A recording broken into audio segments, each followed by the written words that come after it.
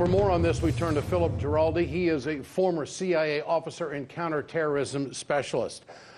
Philip, great to have you with us tonight. First of all, Sarah Sanders, you heard what she had to say. Is this the right approach for the White House at this point?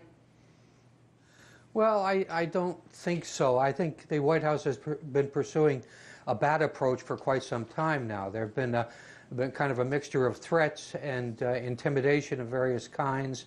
The other side of the coin in terms of what's happening right now is there's, of course, a large military buildup by the United States off the coast.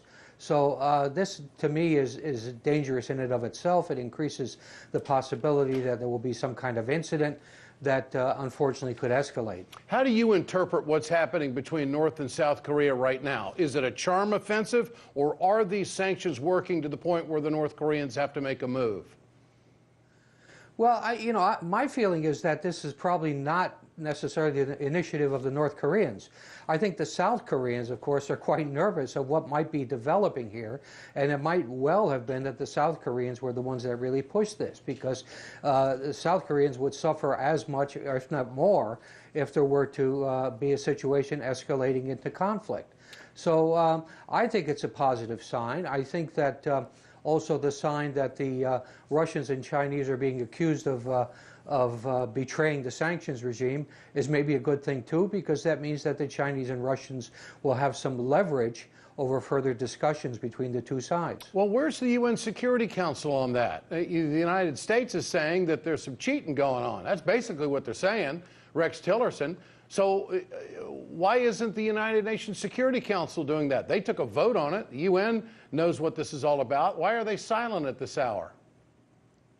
Well, I would suspect that the United States may not have any evidence that that's what's going on.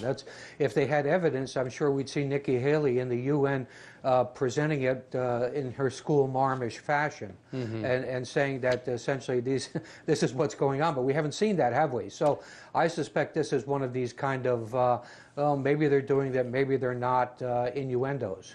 President Putin last week said that he thought that North Korea has won in this most recent crisis with the United States. One, in terms of getting what they want, to have the upper hand. You believe that? Is he correct?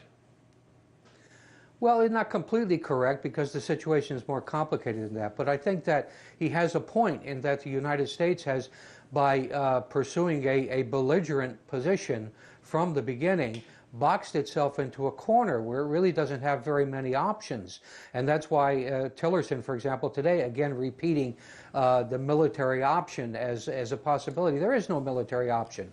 A military option would be totally destructive of both countries, and would quite likely start a nuclear exchange, and could well be something like a precursor to World War III. Okay. Mr. Giraldi, great to have you with us tonight. Appreciate your time. Thank you.